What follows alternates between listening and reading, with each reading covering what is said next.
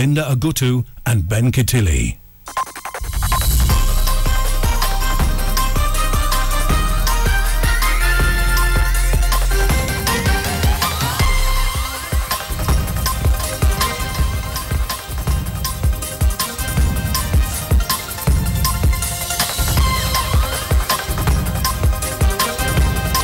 Hello there, good evening from the KTN News Center on this 5th day of August 2014, and many thanks for joining us. This is KTN Prime. Our sign language interpreter is William Sila, the bottom end of your screen. Thank you for joining us. Now, Labour Cabinet Secretary Gatundu Kambi has reacted sharply to former Lands Minister James Orengo's utterances on his alleged involvement in irregular acquisition of land. Well, Kambi claims Orengo is trying to shift blame to cover up his mistakes during his stint as Lands Minister. And as some Ogina now reports, Kambi has threatened to sue Orengo for defamation. The Lamu land puzzle is quickly refining itself as a Jubilee versus Code affair. Labour Cabinet Secretary Gatundu Kambi has threatened to sue former Lands Minister and Siaya Senator James Orengo for allegedly linking him to land grabbing. Orengo claimed a cartel of individuals whose land titles had been revoked during his tenure were regrouping to fight him, among them Gatundu Kambi. The cartels in the land sector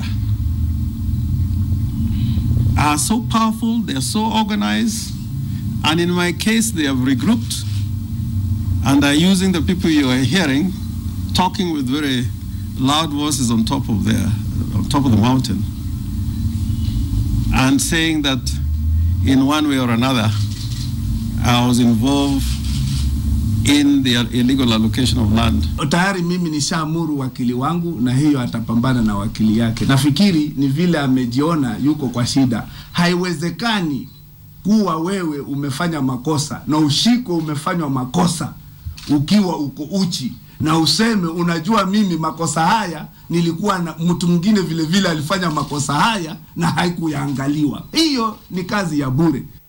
Kambi scoffed at the Siaya senator's remarks, saying the dossier presented by Orengo is an escapist strategy to divert attention from questions about the Lamu land dealings during his tenure.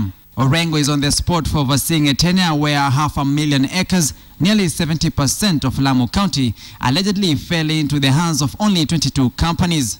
Whereas he claims to have cancelled allocations of an acre here, half an acre of land there, he was busy overseeing 500,000 acres, including parts of the Indian Ocean, being heaved out of for some select few individuals. This cannot blind those who can see through his schemes. But in Defense Court dropped a bombshell alleging that Deputy President William Ruto, the First Family and the Labour Cabinet Secretary were among the greatest beneficiaries of illegally acquired land. But Kambi says the revocation of his title deed was overturned by the courts. He says he owns 10 acres of land along Jogoo Road that was legally bought at 20 million shillings from the Kenya Railways Corporation. Prime property, they are high officials and families who are either in this government or past governments.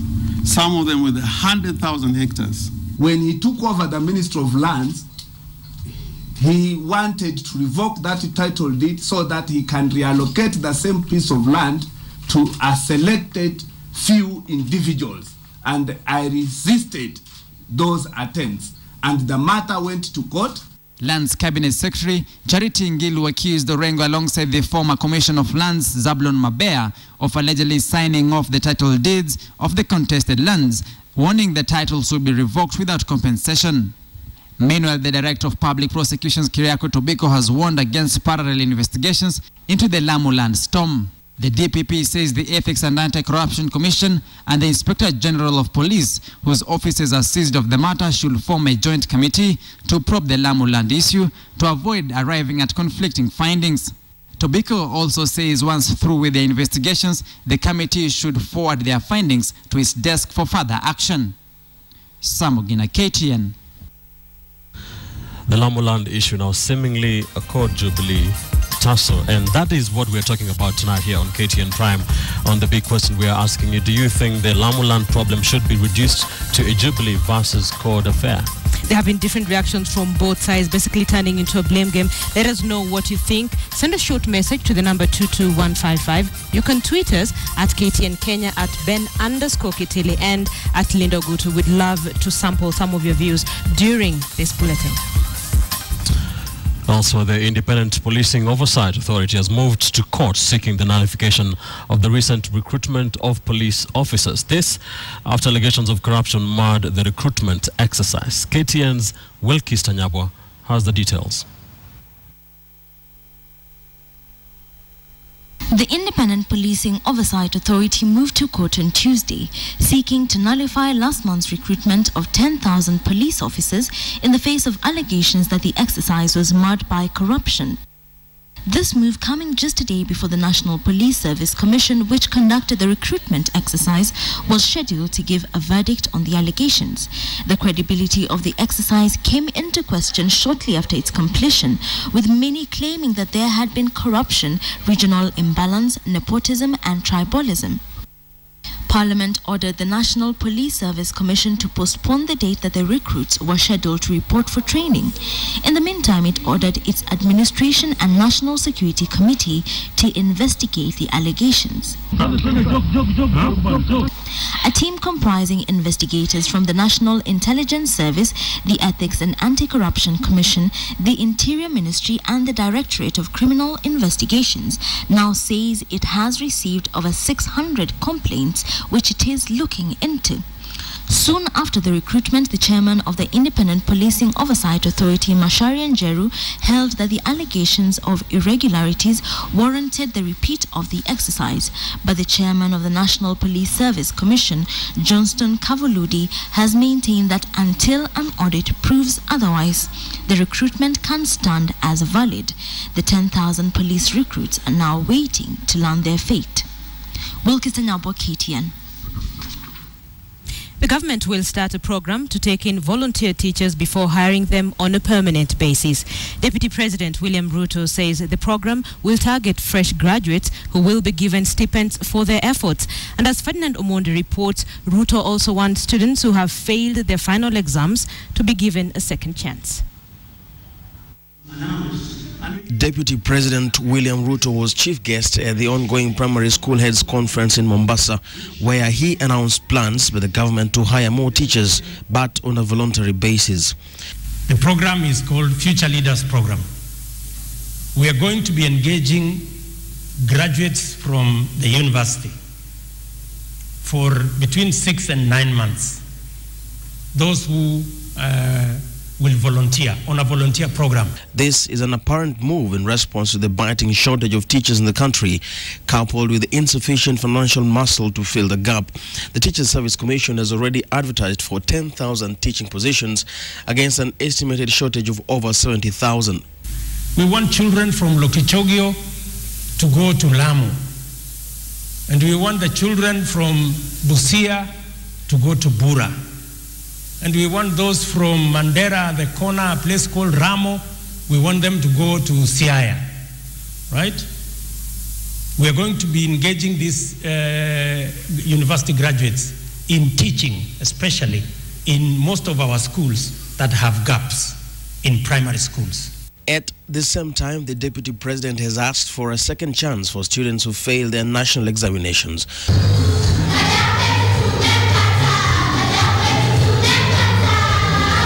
Ruto noted that pupils have varying IQ and talent and called for further assessment of such persons based on their individual abilities as opposed to blanket examinations. We have taken the bill to Parliament that we are calling Kenya Qualifications Framework that will balance education so that those who want to do technical training can be put at the same level as those who want to carry out with formal education, so that the children who are talented in other areas are not judged harshly alongside those who are talented in a different field. You can call me Honorable Jacob Kaimenyi Jr. The conference was also an opportunity for future leaders to have their say, and the children's government did not disappoint. And to you head teachers, I have one thing to say. You are born an original, don't die a copy. Make a change in your school. Over 10,000 school heads are attending the 10th annual conference. The government maintains no tuition is allowed during the holidays. Ferdinand Omondi, KTN, Mombasa. Nice sound bites by those kids. Now, 15 suspects, among them police officers, have been arrested in a sting operation carried out by the Ethics and Anti-Corruption Commission detectives. The operation carried out in Mariakani and Mlolongo was not without its share of drama, with reports that police officers fired at anti-corruption officers during the said raid. Dennis Onsarigo reports. Who was supposed to touch this guy? In a night-long operation mounted by the Ethics and Anti-Corruption Commission, and one it says has taken 4 months, those entrusted with the responsibility of maintaining law and order were finding themselves at the center of a highway bribery drama. Police officers adorned in their official police gear, caught unawares, from Mariakani weighbridge to Mlolongo weighbridge. The EACC investigators stumbled on what they claim was bribe money in the hands and pockets of police officers and weighbridge officials. Some of the police officers acted surprised. Others stayed calm as EACC investigators subjected them to a thorough frisking. The outcome, banknotes neatly folded and allegedly hidden in their pockets. Some employees, however, claimed they had no idea where the money came from. The Ethics and Anti-Corruption Commission claims that a cartel of police officers and those manning weighbridges rake in at least 300,000 shillings a day at every weighbridge in the country. The money, according to the investigators, is paid in cash and not in person, but gets to the hands of corrupt officials through middlemen. 195 Trucks whose drivers had allegedly parted with a bribe as low as 2,000 shillings are led through the checkpoints mounted by the police. But the truck must be in a pre-written list that is then allegedly forwarded to those manning the checkpoints. EACC officials say 4 armed police officers shot at them as they tried to have them arrested. The officers fled. 19 suspects, among them 6 police officers, were arrested during the sting operation. Dennis Onsarigo, KTN Prime. Over 500 people have been arrested in the past 1 week alone for not crossing roads at designated areas. The National Transport and Safety Authority says most pedestrians are notorious for ignoring footbridges and zebra crossing, thus risking their own lives. And as KTN's Ian Wafula reports, more than 100 people have lost their lives in Nairobi alone after being hit by vehicles. Take a look. A picture is worth 1,000 words. This particular one, however, could be double or even triple that number. Right in the middle of the busy Thika superhighway, this man with his luggage swiftly walks the opposite direction of speeding vehicles in total disregard of the dangers. Interestingly, a footbridge is just meters away. But he's not the only one. We set our camera at Nairobi's Valley Road footbridge. Same story. Students formed the majority of those using the footbridge, while others were prompted out of experience. Vile watu wanakuja huko kotini, wanafainiwa, sangine mtu unatembea kwa mguu unakata tu barabara kigafula, unashikwa upande mwingine na huna hiyo hela ambayo wanatakiwa ulipe fine. I work with the prisoners and I normally visit them. So many they are caught when they are crossing and they are brought to the prisons. And I wrote to my sister, please don't dare to pass through the path there because you'll be caught. We have been at this point for about 20 minutes now, and we've managed to count around 30 to 40 people crossing the roads without using the footbridge behind me. Those who spoke to us off record argued that using the footbridge was too tiresome and time consuming. But whether this is the case or not, the National Transport and Safety Authority says rules have to be adhered to. The authority says, judging from the past, August recorded the highest number of road accidents. Statistics show that many people are killed on our roads. Those who are killed on our roads are pedestrians. This accounts for about 46% of the total fatalities. In Nairobi alone, 100 pedestrians have been killed since the beginning of the year. Pedestrians aside, public service vehicles come in second, notorious for trespassing outside their designated routes, overlapping and speeding. This behavior will not be tolerated, and any PSV operator caught engaged in these practices will have their PSV license suspended. The drivers of such vehicles are also at risk of having their driving license withdrawn because they know willingly that they are not authorized to operate in such routes. Combining forces with the judiciary, traffic police and prisons department, the authority says it has rehabilitated a number of footbridges and zebra crossing for pedestrian use. Ian Wafula, KTN. The National Alliance's candidate in the Gatundu South by-election, Moses Kuria, will be declared as the new Member of Parliament after the Independent Electoral and Boundaries Commission received his challenger's official withdrawal notification. And as KTN's Patrick Amimo reports, Kuria told KTN in an exclusive interview that he was quite pleased with the IEBC's verdict that there will be no by-election in Gatundu South. IEBC commissioners held a crisis meeting at Anniversary Towers to brainstorm on the next course of action after Joachim Kamere of the New Democrats Party officially withdrew his candidature 4 days to the Gatundu South by-election. This left TNS Moses Kuria the only contestant. The Elections Act is not clear on what action should be taken in such circumstances. According to IEBC's communications manager Tabitha Mutemi, the commissioners made reference to the relevant provisions of the law and consulted widely with both internal and external lawyers before arriving at a verdict. Indeed, the commission was at crossroads, given that supporters for the two candidates were ready to go to the ballot. After day-long deliberations, IEBC resolved there will be no by-election on Thursday in Gatundu South after Moses Kuria remained the sole candidate.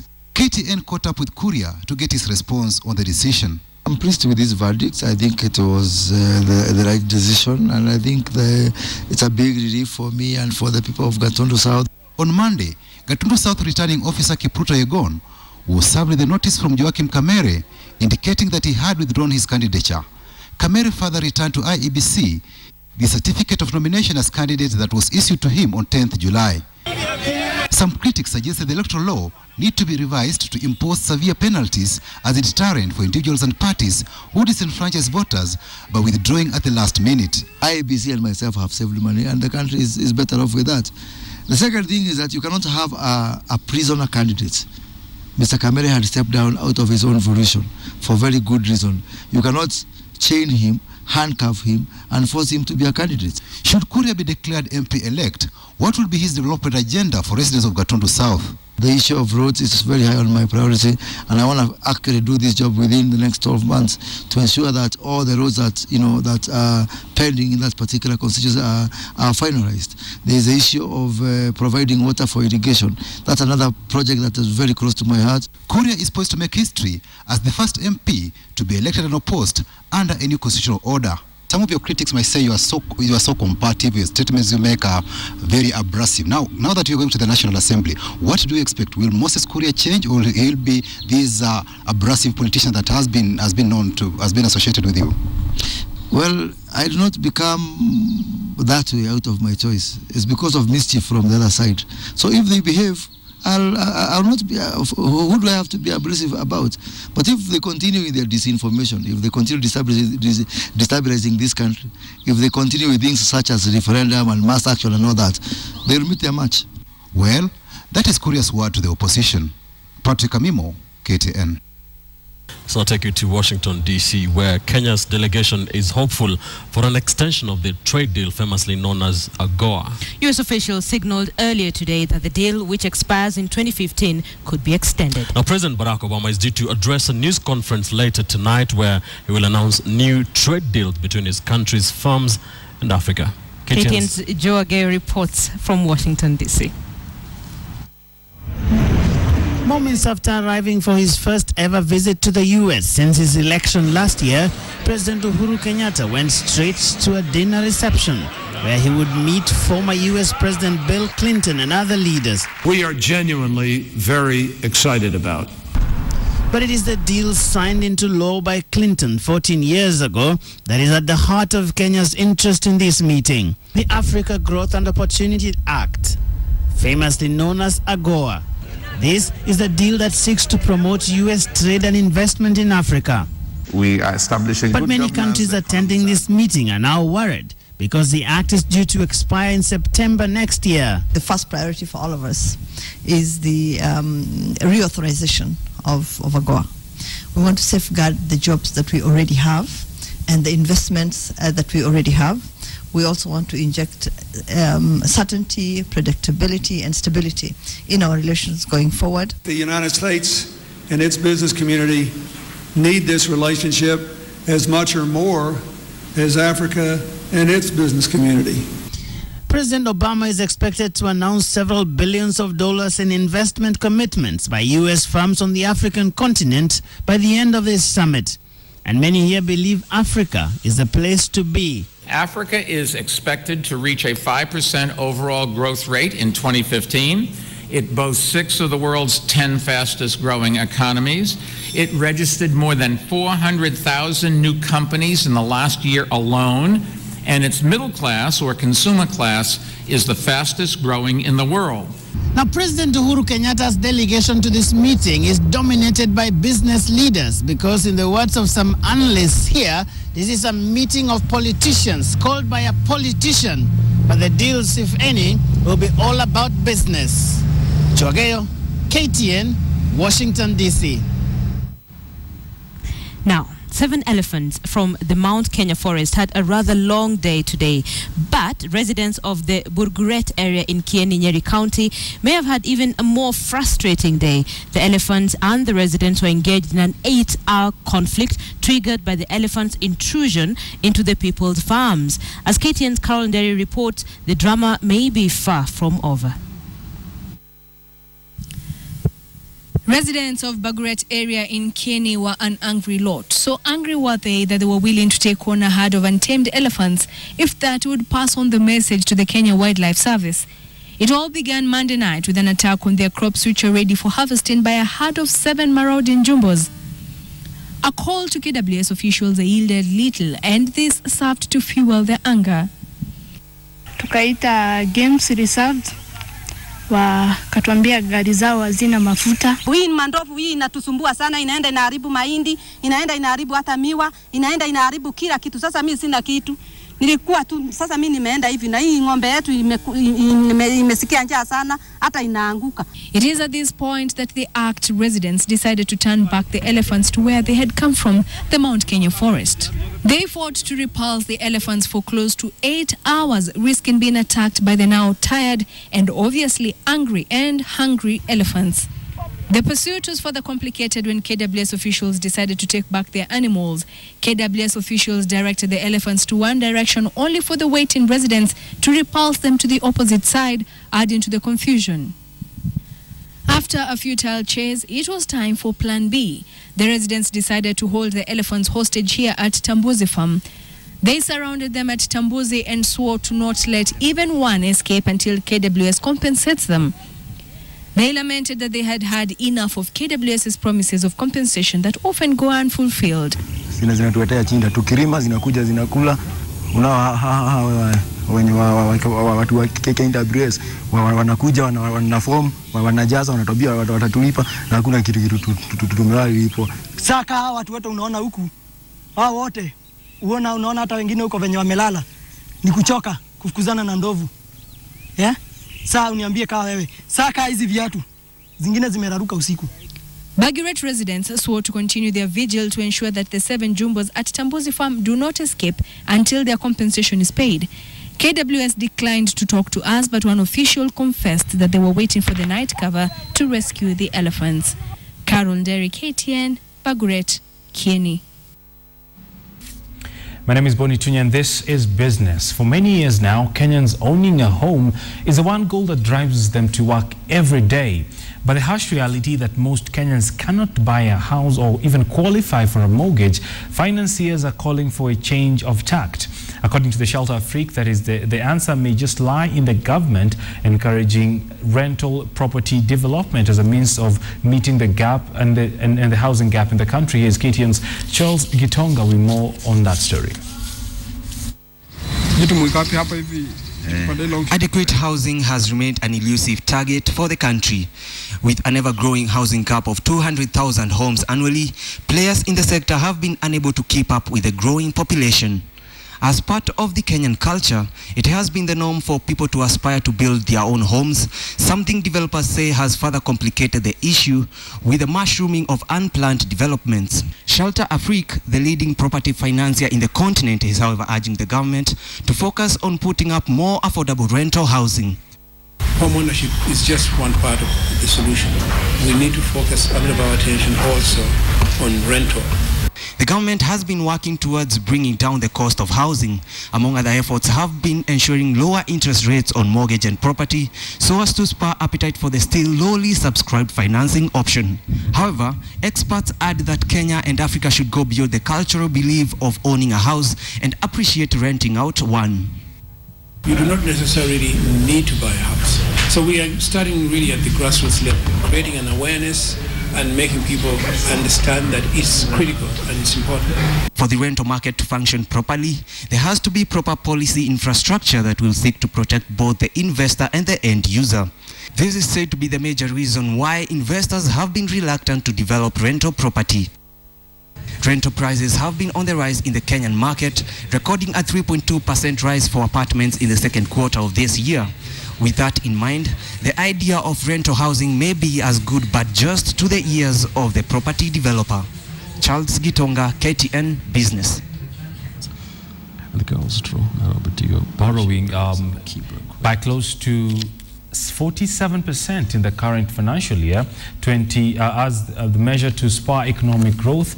In a statement sent from State House, Nairobi, says that follows a successful floating of the Eurobond that will raise $2 billion, attracting bids worth $8.8 billion in the process. Given the international interest, the government plans to use the international debt market to raise capital through Islamic and the yen-dominated sovereign bonds. According to the statement, the Treasury will likely borrow 100 billion shillings in the year 2014-2015 financial year, down from 190 billion shillings it borrowed a year before. It is expected that the government's exit from the local market will spur private sector lending, with banks lowering their interest rates further. Moving on now, close to 7% of all the liquefied petroleum gas businesses being carried out in the country are illegal. This is a shocking revelation by the Petroleum Institute of East Africa, as it raises concern over the kind of gas consumers are using at their homes. The industry lobby group has heaped responsibility on the Energy Regulatory Commission for failing to act to dismantle the cartel-like practices in the industry, further adding that it posed a risk to consumers. Here's KTN's Philip Ketani.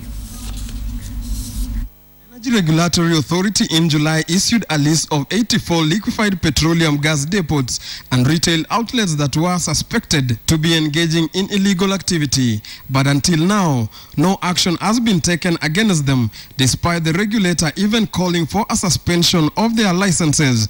This has prompted the industry lobby group that represent oil marketing firms to speak out as it questions the level of safety. What we see as a reluctance or lack of willingness by the regulator and enforcement agency to stem the ever-increasing vice, which has now threatened to spiral into a crisis. With cartels controlling 70% of the LPG business, Petroleum Institute of East Africa called out the regulator for failing to act on the illegal traders, despite knowing who they were. Nairobi County alone has over 70 illegal traders and over 10 illegal and unlicensed LPG storage and cylinder filling facilities, with 7 out of 10 LPG cylinders in the market are supplied by illegal refillers. We as PIA would like to express our happiness and gratification with this project, with this process that has been undertaken in policy formulation and legislation review. IEA now warns that its members cannot take responsibility for the integrity of the LPG cylinders and the content that is stocked in majority of supermarket and estate retail outlets, as these have not been filled or supplied by brand owners. What we have also seen is a spiral back of insecurity, especially in petrol stations, where the illegal fillers are looking for cylinders that are validated. LPG illegal and unlicensed retail business do not remit value-added tax to the Kenya Revenue Authority and are therefore not VAT compliant, disadvantaging legitimate unlicensed big, medium and small oil marketing companies that are playing by the rules. Philip Keitan, KTN Business. Now, you will soon be able to buy a piece of the government's $2 billion sovereign bond once the Nairobi Securities Exchange rolls out a new bond trading system. The platform, which will be web-based technology, will put the bond market at par with advanced global economies and instill confidence in the local capital markets. Here is KTN's Adlet Chingole. While Kenyan investors have been accustomed to trading shares, very few have invested in fixed income securities such as bonds. This has mainly been due to the lack of clear understanding on how bonds match up as lucrative investment instruments. But now the Nairobi Securities Exchange is planning to roll out a new bond trading and reporting system in a plan it hopes will increase public participation in the bonds market. The new system will allow web-based trading of bonds. This will increase access for both domestic and international investors. The new system will allow trading of securities in multiple currencies, a move that will clear the last hurdle for the dual listing of the government's $2 billion sovereign bond on the NSE. Once launched, it will allow the NSE to cross-list on our market the debat sovereign bond that is currently listed on the Irish Stock Exchange. To facilitate even greater participation and vibrancy, the NSE will be listing authorized security dealers who will act as market makers for listed bonds. Globally, market makers continue to be widely used as liquidity providers, stabilizers, and order managers in the market. At the same time, the NSE is also urging county governments to issue municipal bonds to raise much-needed long-term developmental capital at much lower rates than bank loans. Municipal bonds will allow different counties to finance their capital expenditure while providing investors with an investment instrument with attractive tax exemptions and relatively low risk. Kenya's bond market has grown considerably over the last decade, with outstanding bonds in the government bond market increasing from 36.85 billion shillings in 2000 to 1.15 trillion shillings this year. Adelaide Changole, KTN Business. Right, and that's where we wrap up KTN Business tonight. Let's take a look at the numbers now in the Financial Market Report. My name is Boni Tunya. Good night.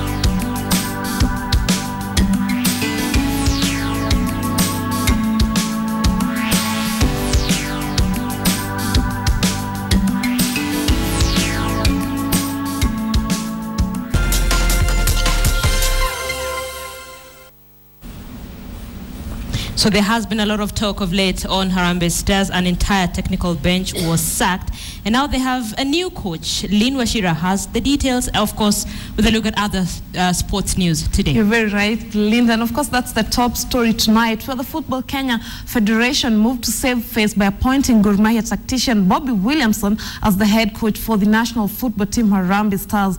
The squad will be deputized by former Stars captain Musa Otieno, while Simeon Mulama becomes the team's manager. However, football analysts in the country and beyond are of the view that the problems bedeviling Kenyan football go beyond the technical bench.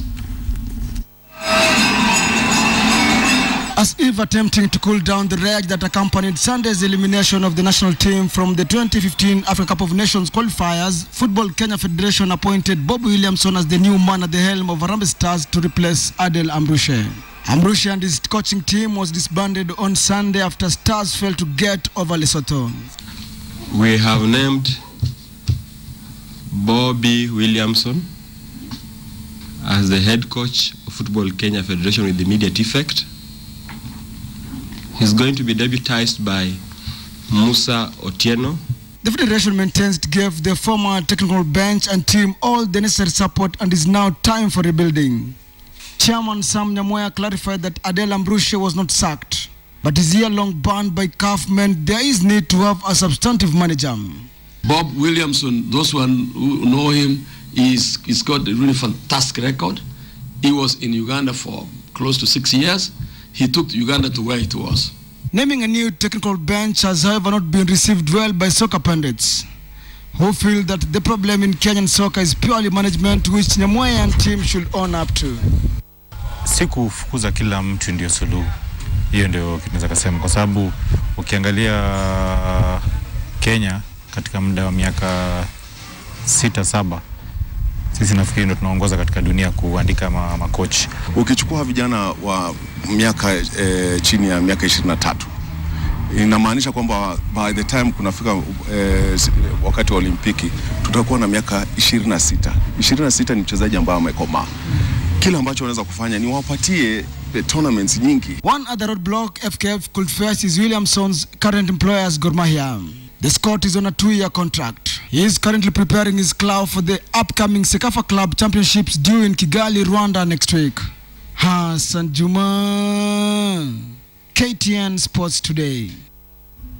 Well, Bobby Williamson is, of course, former Uganda Cranes coach. And moving on, after ending its World Stage jinx in Mexico and Croatia, the national women's volleyball team is targeting more glory during next year's All-African Games. The team almost broke into the coveted money bracket at the World Grand Prix, but their 2-match loss in Croatia denied them a playoff stage. The team arrived back to the country this morning, as Victor Ogale reports.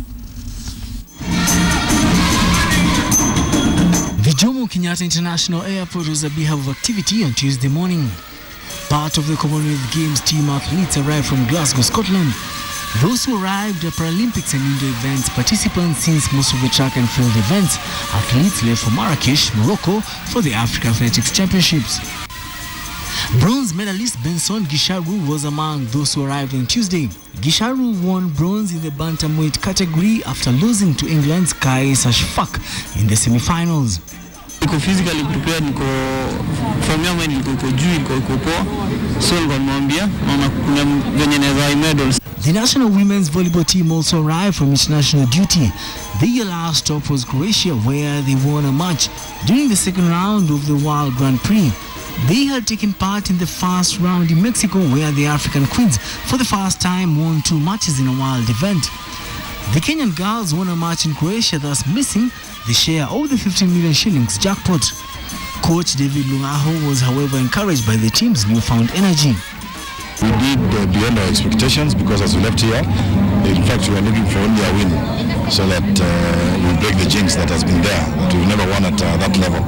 The newfound energy, according to the Volleyball Federation officials, is enough motivation to the team ahead of the preparations for the next year's All-Africa Games in Congo-Brazzaville. And this is the best time to inject them into the national team, so that we have what we call a succession plan in the next 1 or 2 years. Mimi najua hata tukiendelea Mexico pia tuliangaliwa vizuri, na that's why tuliperform poa.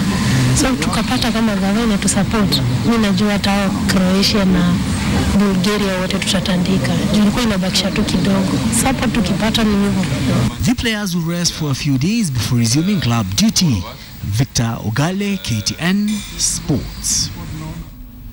And Tusker FC could leapfrog or be at par with league defending champions Gor Mahia should they win against top fry Nakuru tomorrow in Ruaraka. The Brewers, who are on 3 points below the leaders and title holders, need victory to gain the bragging rights. For the period, Gor Mahia will be away in Kigali for the Sekafa Club Championships. Gor leave the country tomorrow evening. Sofapaka, who will be hosting Thika United in Machakos, will also be looking for crucial points that will elevate them in second place. That is, if top fry do the unthinkable. The Nakuru-based side is in a must-win scenario to save their heads from the chopping board. And keeping it football, Copa Coca-Cola title holders JMJ Academy has been drawn in the same pool with Murhanda Youth from the Western and New Coast Provincial champions Tana Boys. JMJ qualified for this year's nationals after seeing off Makadara Junior in the Nairobi regional playoffs. Hope Center in Kawangware will host the preliminaries and the semi-finals, while the finals will be staged at the City Stadium. Last year's losing finalists Kisumu Lakers were drawn in Group A alongside Rift Valley's Kitale Youth, Young Muslims from Northeastern and Eastern's Tharaka Stars. In the girls' draw, Nairobi duo Beijing Raiders and Kibra Queens were paired together in Group A.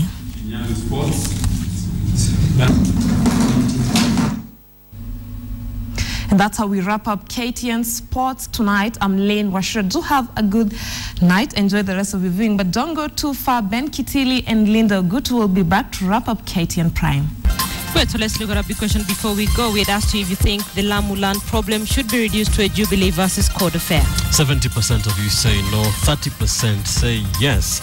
Said Dahir says the Lamu land issue is delicate, so let politicians stop the blame game. Let the Jubilee government release the two commissions' reports.